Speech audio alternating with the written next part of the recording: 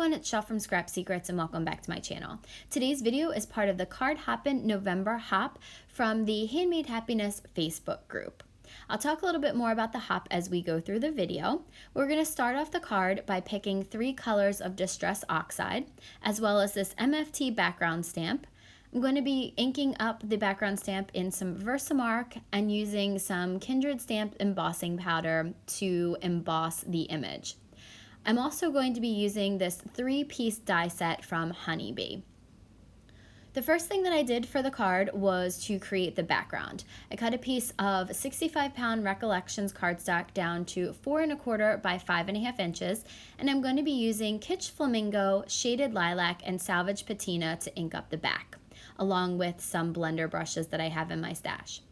Unfortunately, I didn't have any Bristol Smooth cardstock because this is my preferred brand of paper when I am ink blending a background. It just blends a lot smoother, and you'll notice that this paper is thinner and it kind of bunches up on me when I am ink blending. It could be because I ink blend a little bit too rough, but you'll see that I also have a Swiffer cloth down there so that I'm trying to hold the paper in place so that I don't get too many more wrinkles and also fingerprints on there.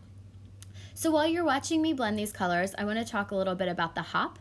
Handmade Happiness is a Facebook group that was started by Courtney, and if you guys are looking for encouragement to share your projects, to get ideas, definitely go over and check it out. Everyone over there is so encouraging, and we do a hop every month that has a theme as well as a technique. This month it was either digital or background stamps as well as words. So I chose to do the background stamps because I don't generally work with digital stamps.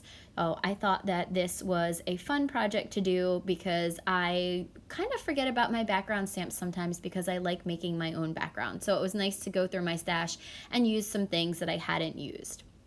So now I'm going to heat set the background with my heat tool because we are going to be doing some embossing.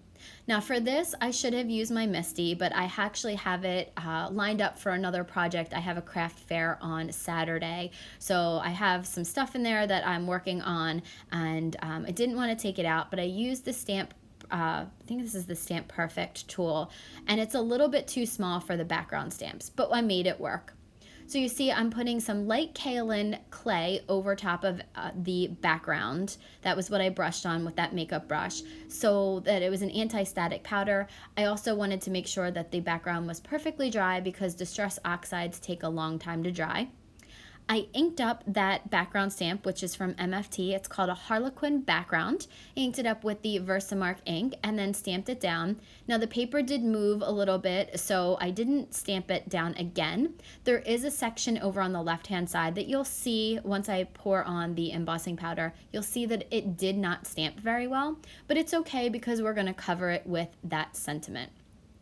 I'm now sprinkling on Kindred Stamp's embossing powder in Snow Sparkle onto the whole entire background. And I know it looks like I used a lot. Don't worry, 95% of that goes back into the jar after I'm done.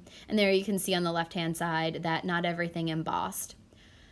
I'm now, once I cleaned everything up, I'm using my heat tool to go back in and emboss that. And you can see how awesome it looks and how sparkly, which is why I chose the word sparkle for this. And I thought the diamond pattern on this was absolutely perfect for the sentiment sparkle.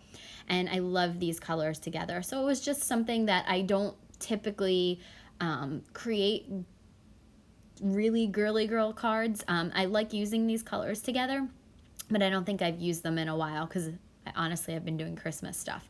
So I love the way this turned out, and you can see it heat embossed. It has a little bit of sparkle and shine to it, but it's not overpowering, and I just wanted it to be a little bit of a subtle background. So for the die set, Honeybee has these pierced outer sentiments, the outline, and then the word. So we're going to use the pierced layer as well as the word, and I cut the word out of some cardstock from Michaels. It's just Recollections cardstock. The die did not cut very well through this. I did have to run it through twice, and I still had to use my scissors to cut it out, but I love this paper. I think it is so beautiful, and I love how it picked up a lot of the colors from the background and you know, it picks up a bunch of different colors. Every time you look at it, you see a different color.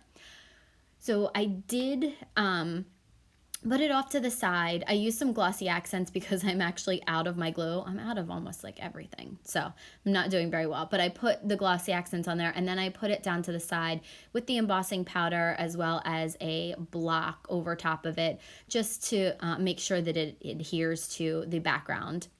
Now I cut a piece of 4 1/4 by 5 1/2 inch card base and stuck the front down to it. You can see that I cut a little bit of the sides off of it, so there was just a little bit of the black showing, and then put the sentiment down.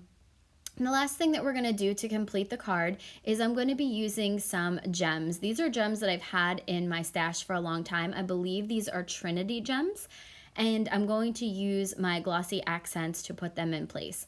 I'm also going to use my sparkle stick from Sparkle Blends to put these on here. I love this. I use this all the time for my sparkle blends and for pretty much putting any embellishments down. There's a like pick on the one end, and then there's the sticky end, which helps you put the gems or the sparkle blends or whatever you're using into place.